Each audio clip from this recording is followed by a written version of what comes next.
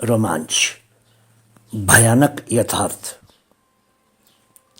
उसने अपनी सिगरेट बुझाई और लापरवाही से हॉल में टहलते हुए प्राचीन सफ़ेद दीवारों पर लगी पेंटिंग्स को निहारता रहा। उसको चित्रकला में कोई दिलचस्पी नहीं थी और न ही उसने कभी चित्रकला में अपना हाथ आजमाया था।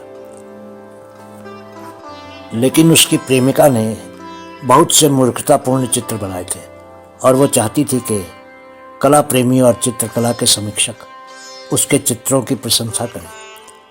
वो चाहती थी कि लोग उसके चित्रों को देखकर कुछ इस प्रकार की टिप्पणियां करें, ओह वो कितनी शानदार चित्रकार है,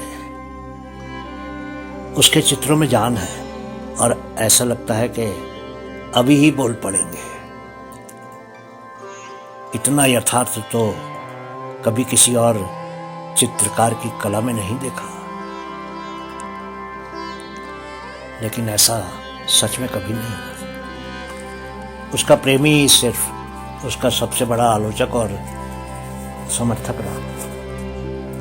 वो जानता था कि उसकी प्रेमिका का एक ही चित्र उसको कला की दुनिया में ऊपर पहुंचा सकता था और वो चित्र अभी उसकी प्रेमिका ने बनाया नहीं था।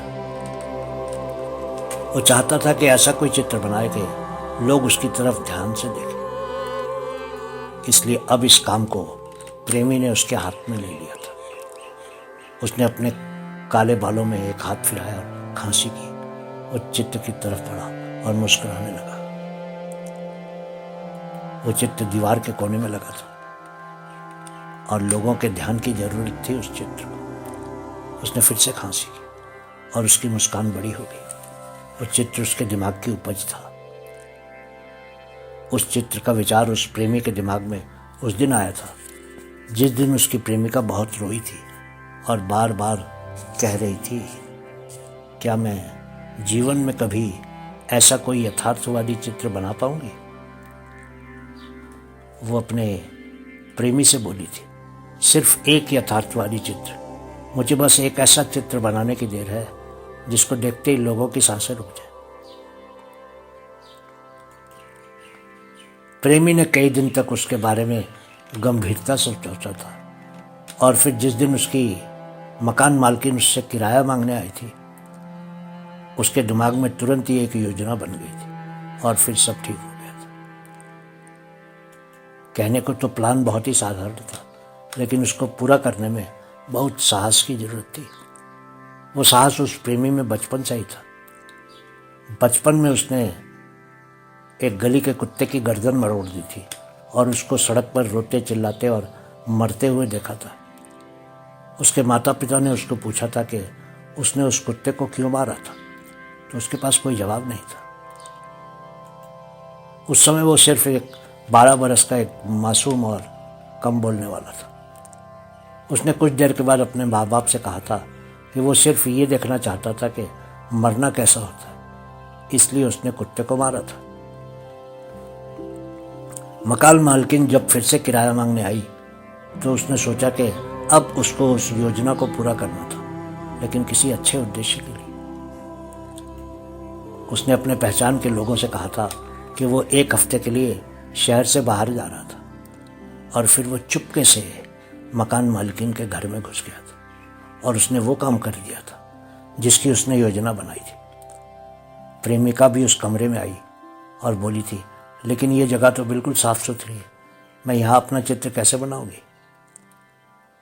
वो जानता था कि उसकी प्रेमिका को चित्र में गहरा लाल रंग चाहिए था, इसलिए उसने एक चाकू लेकर बहुत सफाई से मकान मालिक के गले पर चाकू चलाया था।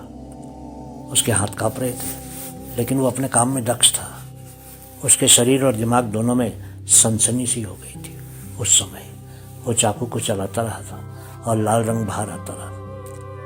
प्रेमिका सामने बैठी उसको चित्र में उतार रही थी। उसने ठीक वही चित्र बना दिया था जो उसके प्रेमी ने उसके सामने उस मालकिन के शरीर को जगह जगह से चाकू से तराश कर बनाया था। वो जानता था कि उसकी प्रेमिका कल्पना से कुछ भी नहीं बना सकती, इसलिए उसने उसके सामने यथार्थवादी चित्र तैयार कर दिया था।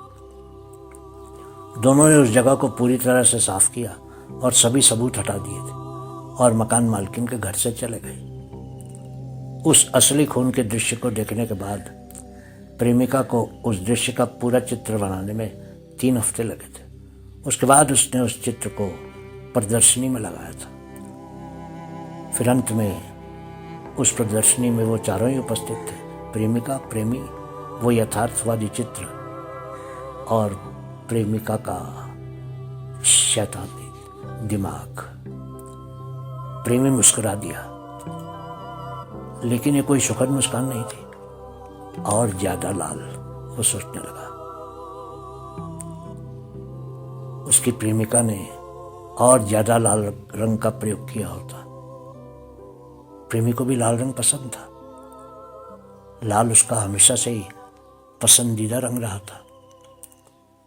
प्रेमिका प्रदर्शनी हॉल में नीली फूलों वाली ड्रेस लगाकर आई थी और बहुत ही सुंदर दिख रही थी। वो प्रेमी की तरफ देखकर मुस्कुराई और बोली, आखिर हमने ये करके दिखाई दिया है। लोगों को मेरा ये यथार्थवादी चित्र बहुत पसंद आया, लेकिन मुझे इससे भी अच्छा कुछ चाहिए।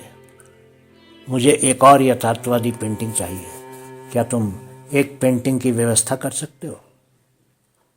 वो अब अपने हल्के सफ़ेद हाथों से उसके चेहरे को सहला रही थी। वो इस चित्र को देखकर बोला, जरूर मेरी जान, मैं उसकी व्यवस्था कर सकता हूँ। लेकिन वो मन में सोच रहा था कि अब दूसरे यथार्थवादी चित्र के लिए किसको मरना होगा। बहुत बहुत शुक्रिया।